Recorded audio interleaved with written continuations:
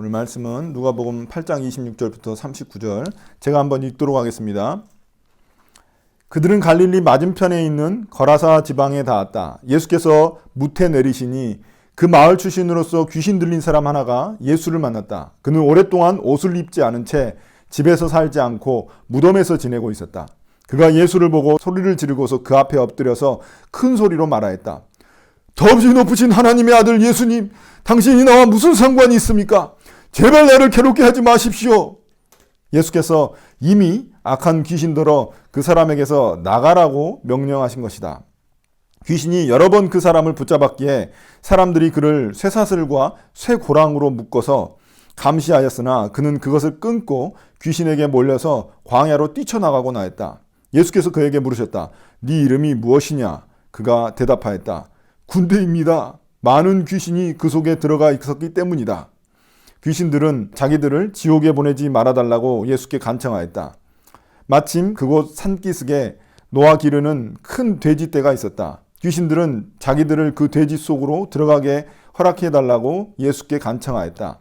예수께서 허락하시니 귀신들이 그 사람에게서 나와서 돼지들 속으로 들어갔다. 그래서 그 돼지떼는 비탈을 내리 달아서 호수에 빠져서 죽었다. 돼지를 치던 사람들이 이 일을 보고 도망가서 읍내와 촌에 알렸다. 그래서 사람들이 일어난 그 일을 보러 나왔다. 그들은 예수께로 와서 귀신들이 나가버린 그 사람이 옷을 입고 제정신이 들어서 예수의 발 앞에 앉아 있는 것을 보고 두려워하였다.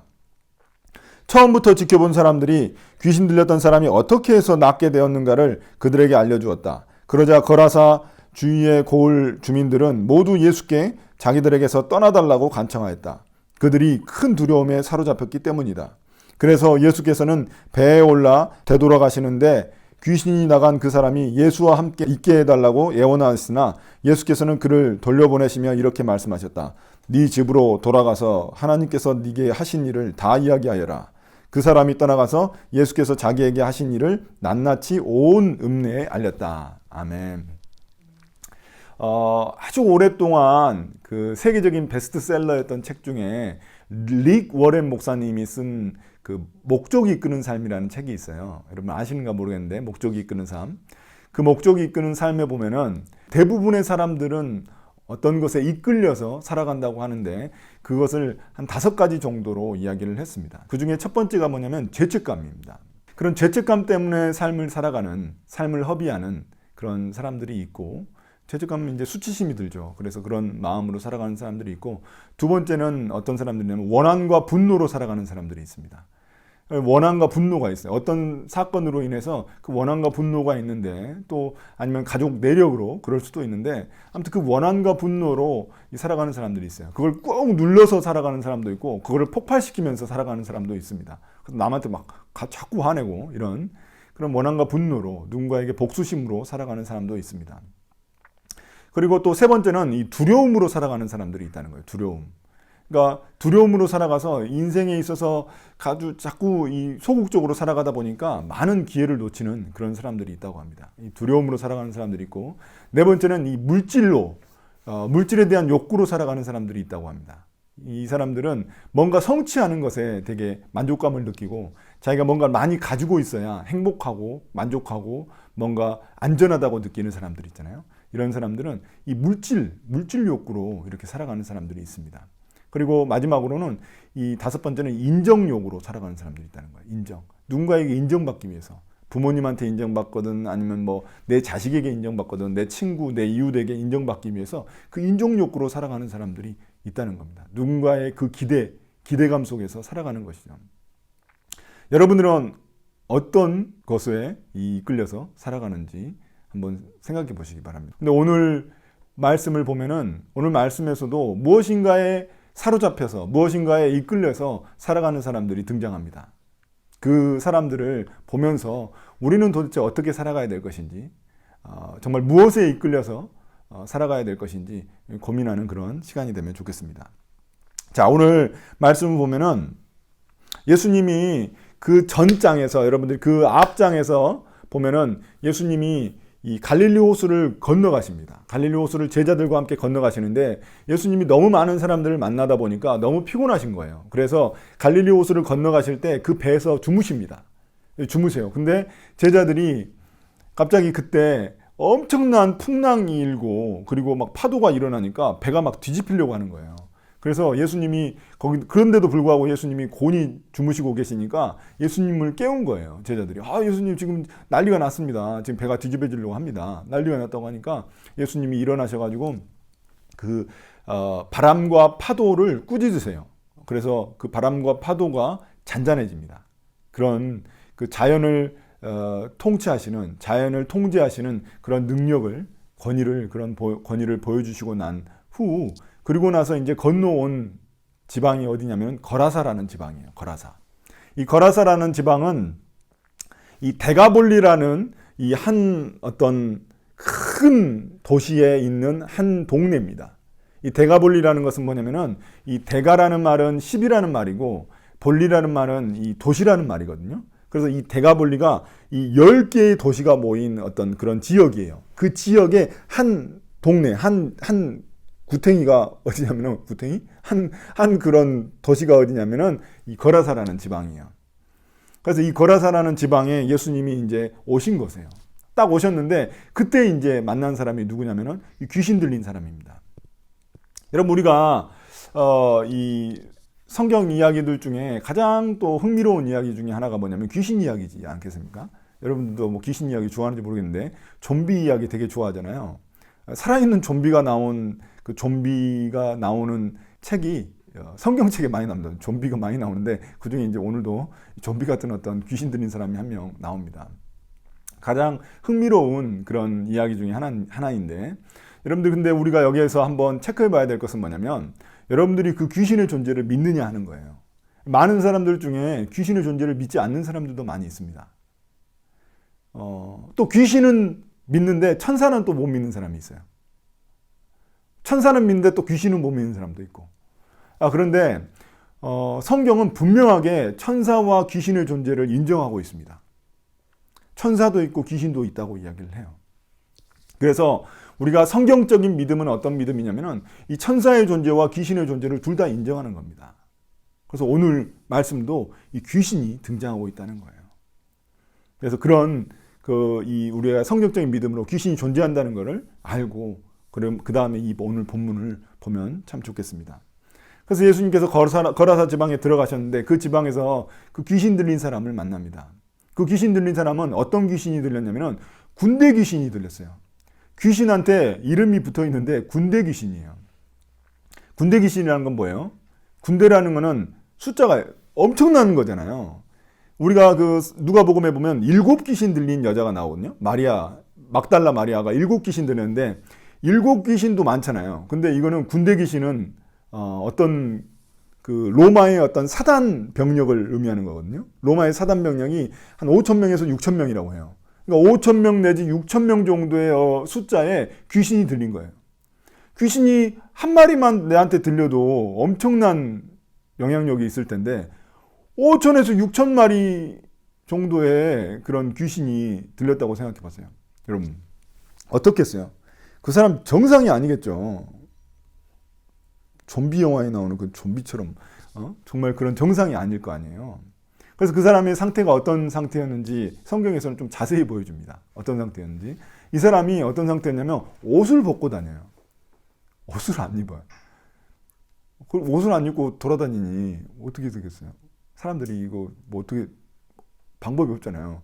지금도 우리나라에서도 옷 벗고 다니면 그거 심각한 문제잖아요. 근데 옷 벗고 다니고 또 집에 안 들어가.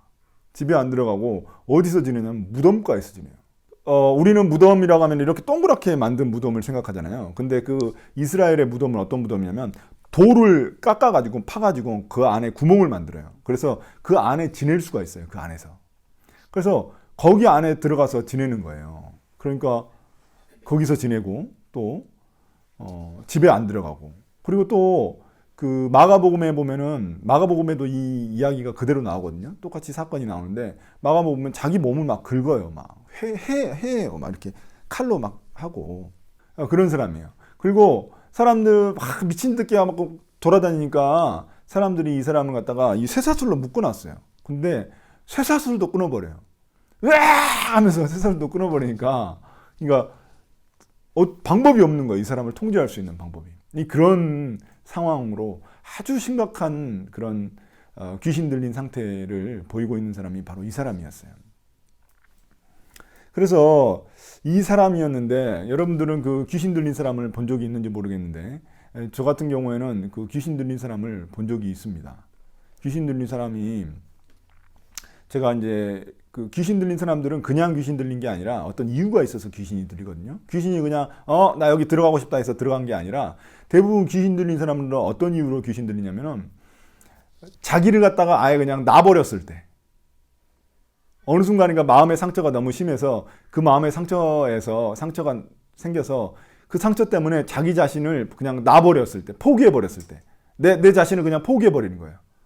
그러고 나면은 그때 이제 얘가 자기 스스로를 포기했구나. 그럼 내가 거기 들어가가지고 주인이 돼야지 해가지고 마귀가 들어와가지고 자기가 주인 노릇을 하는 거예요. 그래서 이 마귀 들린 사람, 마귀가 이제 들어가게 되면은 그 사람 몸을 완전히 통제해요.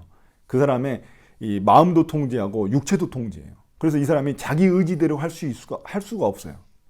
모든 걸 통제해 버리는 거예요. 마음과 육체와 영혼을 통제해 가지고 노예처럼 부려먹는 게 이 바로 귀신 들린 사람들의 모습이에요. 여러분들 곡성 봤는지 모르겠는데 곡성이라고 영화가 있어요. 그 곡성 보면 귀신 들린 사람이 나오죠. 그런데 제가 봤던 그 귀신 들린 사람도 어떤 사람이었냐면 되게 엘리트예요. 똑똑한 사람이에요. 의사예요, 의사. 의사인데 이 사람이 귀신 들렸어요. 왜 귀신 들렸냐면 자기가 지방대 출신인 거예요.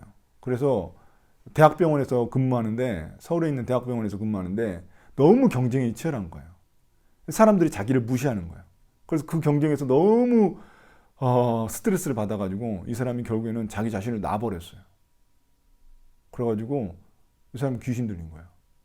귀신 들려가지고 집에서 옷을 벗고 다녀요. 나체로 그냥. 근데 집에서만 그러면 되는데 그 나체로 집 밖으로 나가려고 하는 거예요. 그래서 가족들이 그 사람을 맞고 막 난리가 난 거예요. 그래서 이제 저도 갔을 때 참 민망했는데 그래서 이거 너무 심각해가지고 정말 결국에는 아무튼 그 사람도 결국에는 귀신이 나가고 그렇게 됐지만 아무튼 그런 마음의 상처가 있어가지고 자기 스스로를 완전히 포기해버린 사람들 이런 사람들에게 귀신이 들어갑니다. 또 어떤 사람은 제가 만났던 사람은 힘이 너무 센 거예요. 힘이 너무 세가지고 이 사람이 완전히 몸집은 정말 왜소하고 키도 작은데 귀신 들리고 나니까 너무 힘이 세가지고 몇 명이서 잡아가지고 결국에는 오랫동안 한 몇 시간 동안 잡고 있어가지고 결국에는 이제 그 사람도 이제 귀신이 이제 나가게 됐는데 그런 사람들이에요. 그러니까 얼마나 불쌍한 사람이에요. 마음에 상처가 있고 또 이 사람도 동네 사람들이 완전히 막 자기를 갖다 제어하려고 하고 그리고 이제 나중에는 이제 제어가 안 되니까 상대해주지 않고 이 사람 이 무덤가에서 살고 옷 다 벗고 다니고 정말 인생에 있어서 불쌍한 사람인 거거든요. 무덤가는 어떤 사람들이 가는 거예요? 인생의 마지막인 사람들이 가는 거잖아요. 마지막에 가는 장소가 무덤이잖아요. 그러니까 이 사람은 어떤 사람이면 인생의 가장 바닥을 경험하고 있는 사람이에요. 미친 사람이. 근데 그 사람을 예수님이 만나시기 위해 오셨다는 겁니다. 이 거라사라는 지방에. 이 거라사라는 지방은 이방 사람들이 사는 동네예요. 그래서 부정한 동네라고 해가지고 유대인들이 가지 않습니다. 그리고 거라사라는 지방은 오늘 말씀에도 나오지만 돼지를 대단위로 치고 있기 때문에 아주 많이 돼지를 치고 있기 때문에 더 더러운 지방인 거예요. 그래서 거긴 가지 않습니다. 잘 유대인들이. 근데 예수님은 본인이 유대인으로서 그 땅에 들어가신 거예요. 그리고 사람들이 만나지 않는 그 더러운 사람, 이 귀신 들린 사람을 직접 만나신 거예요. 그 사람을 만나기 위해서 이 거라사라는 지방에 가신 겁니다. 그 한 사람을 위해서. 아무도 가지 않는, 유대인들이 가지 않는 그곳에 그 한 사람을 생각하셔서 긍휼히 여기시고 불쌍히 여기셔서 가셨다는 겁니다.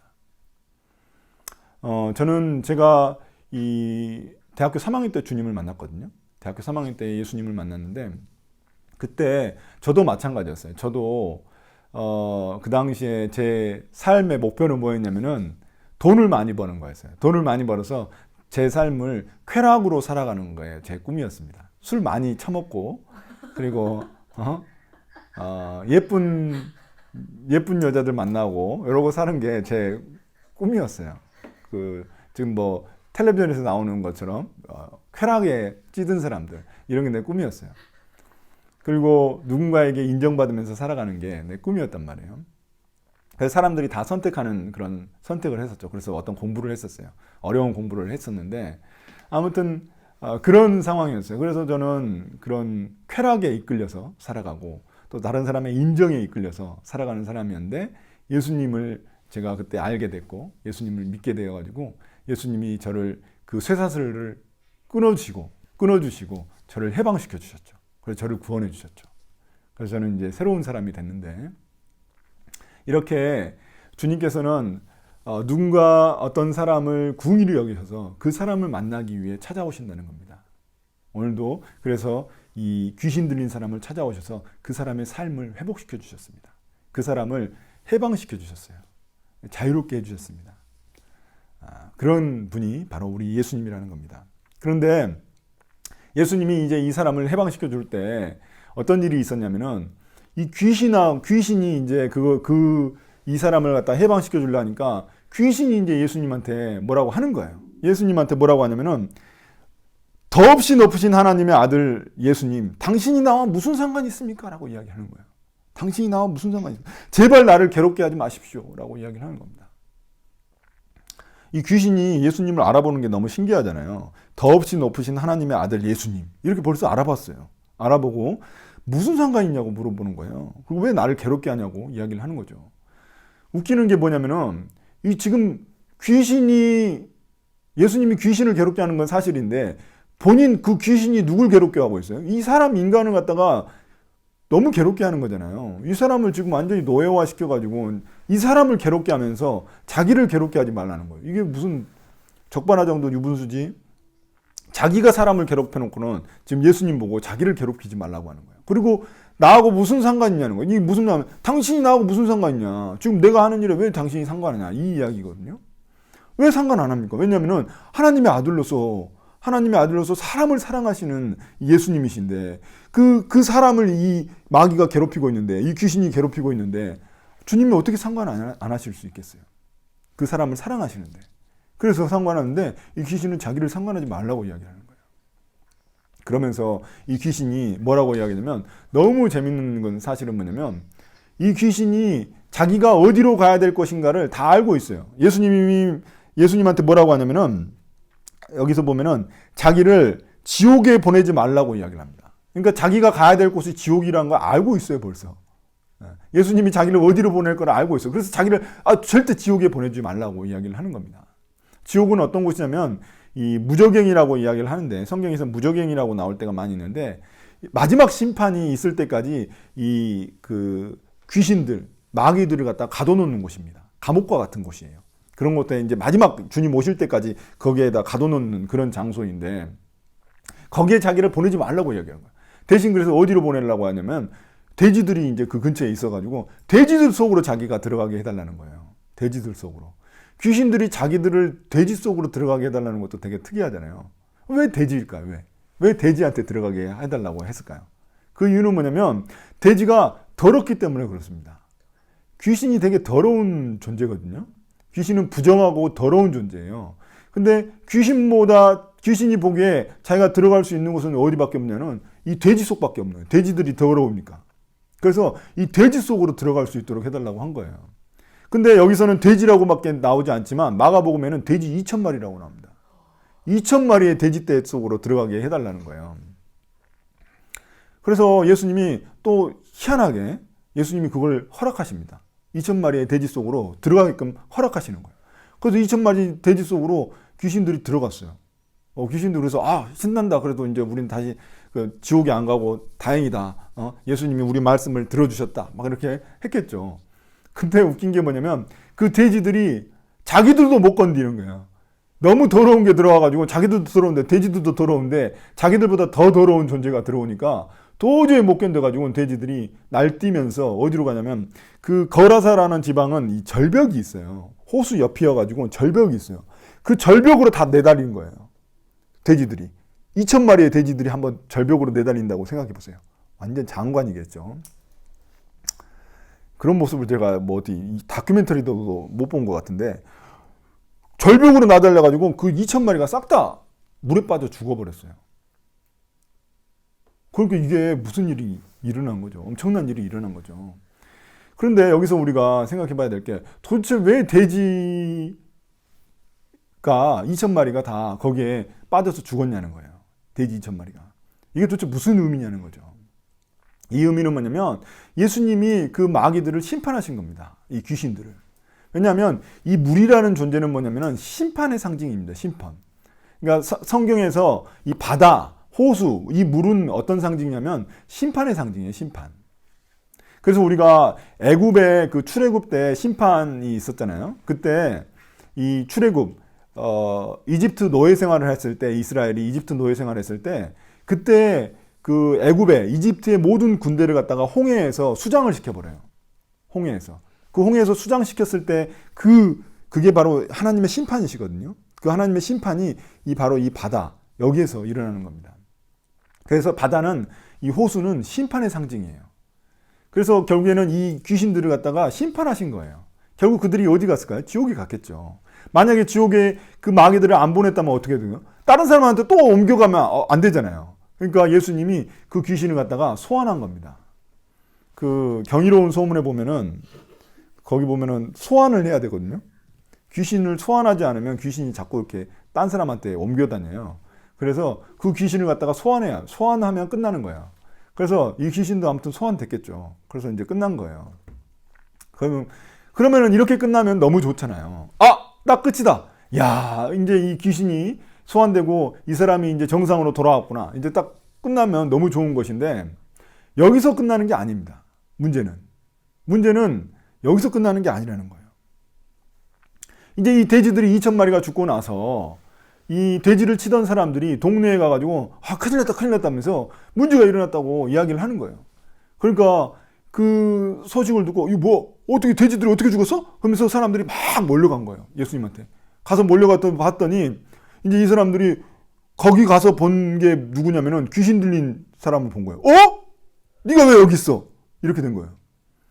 그렇게 동네에서 막 옷 벗고 다니고 막 아주 그냥 난장판 치고 막 소리 지르고 막 자기 몸을 해하고 막 칼로 긋고 막 이런 사람이었는데 이 사람이 갑자기 예수님 앞에 딱 정상에 옷을 입고 딱 자기 옷을 입고 멀쩡한 상태로 앉아 있으니까 이 사람들이 놀란 거죠. 동네 사람들. 뭐야? 니 왜 여기 있어? 어떻게 된 거야? 깜짝 놀란 거죠. 근데 이 사람들이 그 사람 보고 놀랬죠. 그러니까 정상으로 돌아왔으니까. 마음에 좀 기쁜 마음이 있었을 거예요. 근데 이제 어떤 일이 있었냐면은 이제 그 귀신 들린 사람을 치유해준 이 사건을 다 목격한 사람이 이제 어떤 일들이 있었는지 처음부터 끝까지 그 이야기를 다 해준 거예요. 또 동네 사람들한테. 어떤 일이 있었다, 어떻게 해가지고 이 사람을 갖다가 치유하셨는데 그 귀신들이 돼지 속으로 들어가고 2,000마리가 죽었다. 이런 이야기를 다 해준 거예요. 그랬더니 이 동네 사람들이 어떤 상태가 된 거예요? 이 동네 사람들이 예수님 보고 떠나달라고 한 거예요. 우리 동네에서 떠나달라고. 왜 떠나달라고 했을까요? 아니, 예수님이 지금 와가지고 귀신 들린 사람을 고쳐주셨는데 왜 이 사람 보고, 이 예수님 보고 떠나달라고 했을까요? 궁금하지 않아요? 왜 떠나달라고 했을까? 예수님. 거기 보면은 뭐라고 나와요? 거기 보면은 그들이 큰 두려움에 사로잡혔기 때문이라고 이야기하잖아요. 무슨 두려움이었을까요? 그 두려움은 뭐냐면 이 사람들은 예수님이 계시면 앞으로 또 우리가 무슨 손해를 볼지 모르겠다. 이런 생각이 든 거예요. 지금 2,000마리를 손해봤단 말이야. 여러분 2,000마리가 돈이 얼마일까요? 삼겹살 먹으면 몇 년 먹을까요? 몇백 년 먹겠죠. 그 정도로 수없이 많은 이 2,000마리의 돼지가 죽었단 말이야. 예수님이 여기 계속 계시다가는 우리 큰일 나겠네. 또 돼지 속에 또 들어가면 또 돼지 또 죽이겠네. 난리가 나요. 이 사람들이 걱정과 두려움에 휩싸인 거예요. 앞으로 어떤 일이 일어날까. 예수님이 계속 계시면. 그래서 예수님을 갖다가 내쫓습니다. 예수님, 제발 우리 동네에서 좀 떠나주세요. 그러니까 이 사람들은 경제 논리가 앞선 거예요. 지금 예수님이 오셔가지고 한 사람을 기적적으로 구원하셨단 말이에요. 이 사람이 살아난 게 이거 얼마나 큰 일입니까? 자기들이 쇠사슬로 묶어놔도 이 사람 통제 못했는데 이 사람이 지금 정상으로 돌아온 기적이 일어났단 말이에요. 그러면 예수님이 누구신지에 대해서 이 사람들이 생각해 봐야 될 거 아니에요. 근데 이 사람들은 먼저 머릿속에 뭐가 떠오르냐면 뭐야? 그럼 우리 어떻게 되는 거지? 이거 지금 돼지 쳐가지고 먹고 사는데 이거 예수님 이거 오시면 이거 문제가 생기는데 이거? 이렇게 생각한 거예요. 이 사람들은 머릿속에 경제 논리가 먼저 쓴 겁니다. 경제 논리라는 건 뭐냐면 경제적 효율성과 자신들의 이익을 먼저 생각한 거예요. 여러분, 이런 일들은 우리 사회에서 너무나 빈번하게 일어나고 있습니다. 여러분, 그 장애인 학교가 이 아파트 단지 근처에 들어온다니까 아파트 주민들이 모두 나와가지고 막 데모하고 막 결사 반대 막 하고. 왜 그런 줄 아세요? 장애인 학교가 들어오면 집값이 떨어져요. 아파트 값이. 결사 반대하고 사람들이 막 그럽니다.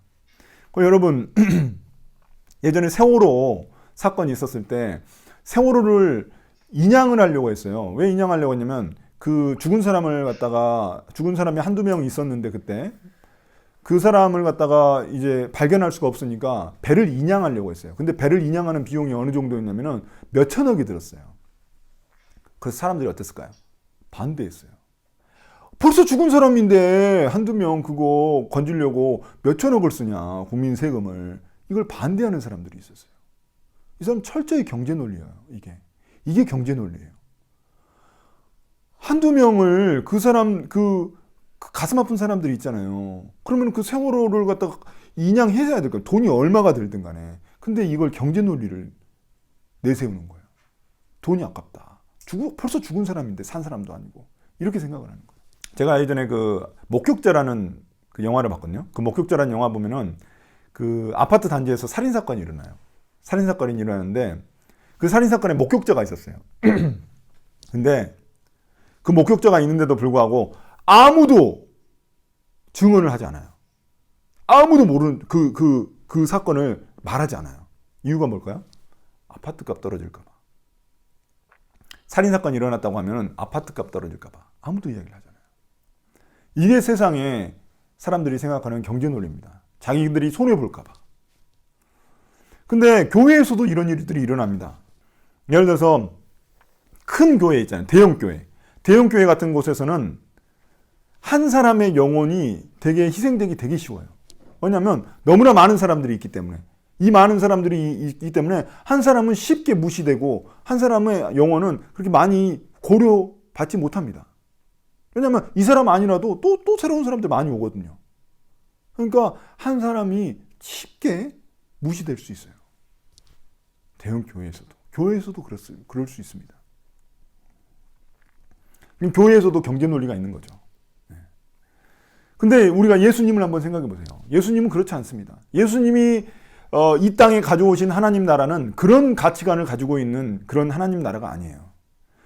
이 경제 논리로 움직이는 나라가 아닙니다. 하나님 나라는. 그래서 예수님은 어떻게 이야기하셨냐면은 100마리의 양이 있는데 한 마리의 양이 산에서 길을 잃은 거예요. 그럼 99마리, 99마리의 양이 있잖아요. 이 99마리의 양을 산에다 놔두시고 한 마리의 양을 잃어버린 양을 찾아서 헤매시는 분이 바로 예수님이라는 거예요. 경제적인 입장에서는 어떻게 생각할 수 있어요? 99마리, 99마리도 잃어버릴 수 있기 때문에 이 99마리를 붙잡고 있는 게 낫죠. 한 마리 그냥 버린 셈 치고 그냥 이게 낫죠. 이게 보통 상식적인 논리죠. 근데 예수님은 그렇지 않다는 거예요. 한 마리의 잃어버린 양을 쫓아서 그 한 마리의 양을 데려오기 위해서 잃어버린 양을 찾으러 간다는 거예요. 이게 하나님 나라의 논리입니다. 경제 논리가 아니라 하나님 나라의 논리예요. 경제 논리에 의하면 99마리를 갖다가 붙잡고 있는 게 경제 논리입니다. 근데 한 마리 잃어버린 양을 찾아 떠나는 거예요. 여러분, 우리가 말하는 하나님 나라의 복음은 세상 논리하고는 완전히 다릅니다. 세상 논리는 경제 논리예요.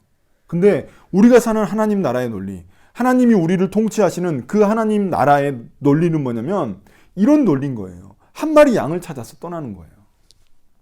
비상식적이죠. 근데 그렇게 하신다는 거예요. 예수님이 왜 2,000마리의 돼지를 죽이셨을까? 2,000마리의 돼지를. 예수님 몰랐을까요? 2,000마리의 돼지를 죽여버리기 이게 얼마나 아까운가. 이게 삼겹살이 얼마야, 이게. 이렇게 생각하셨으면 예수님 그걸 모르셨을까요? 이게 얼마나 큰 손해인지를 모르셨을까요? 예수님도 아셨죠. 근데 예수님이 이 사람들이 2,000마리를 잃었을 때 미안하다고 안 하셨어요. 미안. 내가 잘못했어. 내가 괜히 2,000마리를 죽이는 게 아니었는데 내가 괜히 잘못했다. 미안하다. 내가 그럴 의도가 없었는데 2,000마리가 갑자기 죽어버렸네?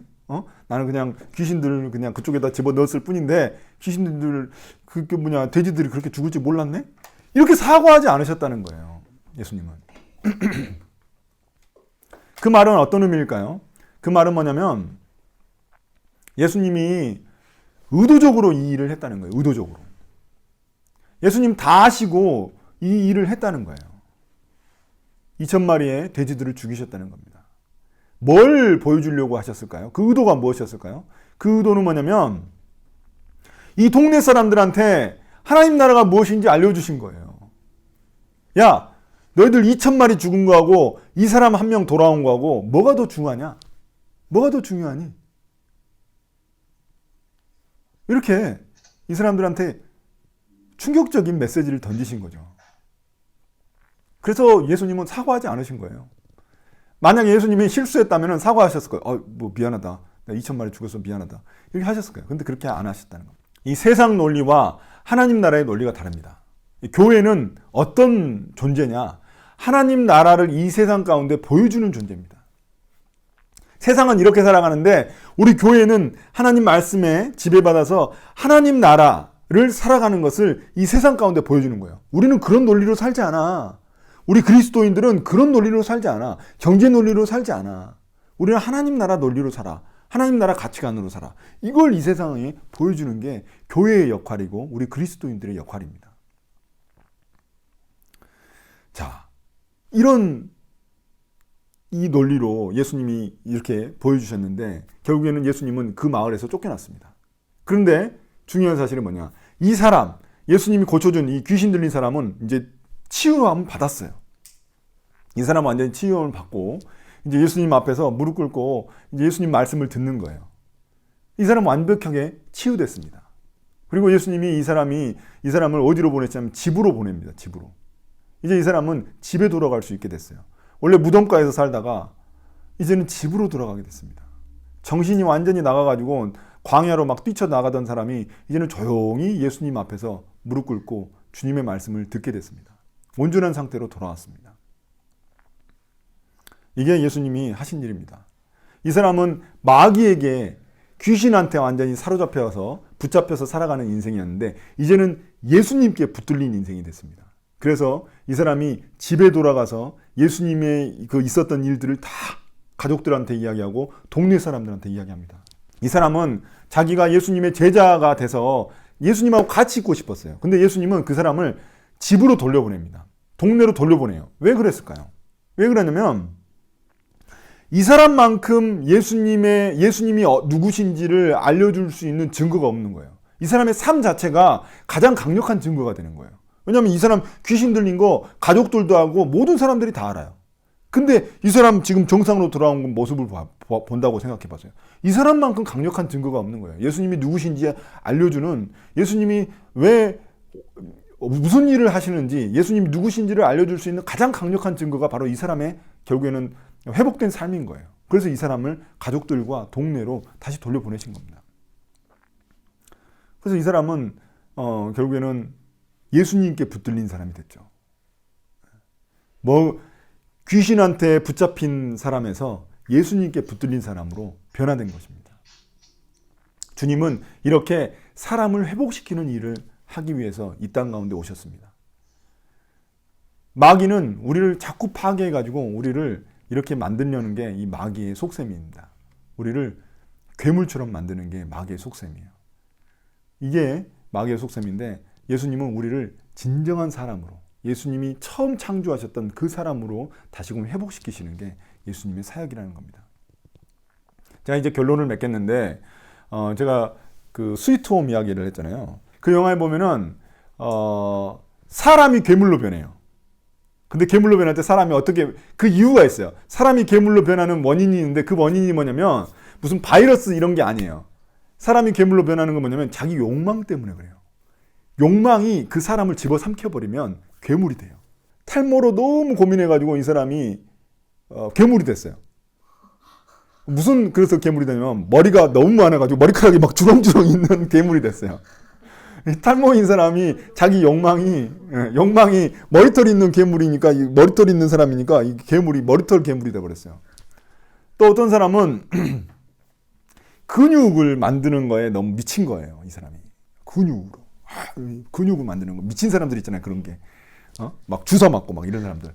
이 사람은 그래서 무슨 괴물이 되냐? 프로틴 괴물이 됐어요. 단백질 괴물이 돼가지고 이렇게 그 헐크처럼 변한 거예요. 그런 괴물 나오고 또 어떤 사람은 자기 생명을 연장하기 위해서 수혈에 목숨을 걸어 수혈. 그래서 촉수 괴물이 돼가지고 사람들 피를 빨아먹어요. 이런 괴물도 있고 뭐 별의별 괴물이 다 있어요. 거기 더 나오면은 거기 나온 거 보면 괴물들이 별의별 괴물들이 다 있는데 특징이 뭐냐? 자기의 욕망이 자기를 삼켜버렸어요. 자기를 놔버리면 어느 순간인가 그 욕망에 자기가 잡혀 먹어버리면 괴물이 되는 거예요. 어쩌면 이 귀신 들린 사람은 괴물이라고 이야기할 수 있습니다. 괴물이 돼버렸죠. 이 귀신 들린 사람은 마귀 때문에 괴물이 됐습니다. 그러나 이 사람이 괴물된 게 자기 스스로의 잘못 때문일까요? 꼭 그렇지만은 않아요. 그 영화에서도 괴물이 된 게 자기 잘못이라고 말할 수가 없어요. 무조건. 결국에는 이 동네 사람들이 이 동네의 팽배한 그 논리, 경제 논리, 이 분위기, 이 가치관이 이 사람을 갖다가 이 귀신 들린 사람으로 만든 거예요. 이 사람은 여기에서 상처받고 이 사람은 이 동네에서 상처받고 사람들한테 치여가지고 결국에는 귀신 들린 거예요. 그래서 예수님이 이 사람 그냥 개인의 문제로 끝내지 않고 이 돼지 사건도 일어나고 뭐 사람들이 예수님을 쫓아내고 이런 사건까지 다 이야기를 하는 거예요. 그냥 이 사람이 개인적으로 뭔가 귀신 들렸다면 이 사람 치유해주고 끝나면 되는 거예요. 근데 이 동네 사람들 이야기까지 하는 이유는 뭐냐면 그 동네에 팽배했던 그 분위기가 있다는 거예요. 여러분 우리가 지금 이 땅에 살아가면서도 수없이 많은 사람들이 뭔가에 붙들려서 살아갑니다. 그게 자기 잘못인가요? 자기 잘못이 아닐 수도 있어요. 그게 가장 차이는 어떤 분위기, 이 가치관이 그 사람에게 영향을 주는 것일 수 있습니다. 그럼 제가 그러면은 다시 한 번 더 물어보게 되죠. 그러면은 그 귀신 들린 사람, 그 사람만 괴물입니까? 그 동네 사람들은 괴물 아니에요? 그 동네 사람들 예수님을 쫓아냈단 말이에요. 일생일대의 기회예요. 그들이 구원받을 수 있는. 예수님이 하나님 나라를 그 동네에 가져올 수 있는 일생일대의 기회인데 그 일생일대의 기회를 놓치면서 예수님을 쫓아냈단 말이에요.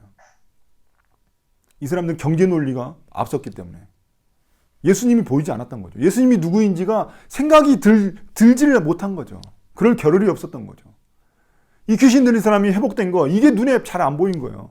벌써 계산기가 머릿속에 돌아가 버려서. 그래서 누가 도대체 괴물인지 스위트홈에 봐도 스위트홈에서도 그래요. 괴물이 진짜 괴물인지 인간이 괴물인지 잘 몰라요. 경계가 약간 애매해요. 왜냐면은 그 괴물보다도 더 괴물 같은 인간들이 또 나오거든요. 그래서 누가 괴물인지 좀 약간 헷갈릴 정도로. 그런 것처럼 이 동네 사람들 뭐 어떨까요? 괴물 아닌가요? 이 사람들도.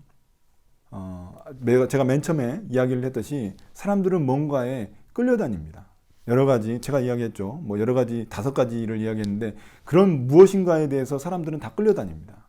그리고 그것들이 이 사람들을 노예화시키고 그리고 이 사람들을 사로잡아가지고 붙잡아가지고 그렇게 사는 게 이 세상이에요. 그런 것들에게 우리가 붙잡혀서 살 것인지 아니면 예수님께 붙들려 살 것인지 고민하는 그런 시간이 되면 좋겠습니다.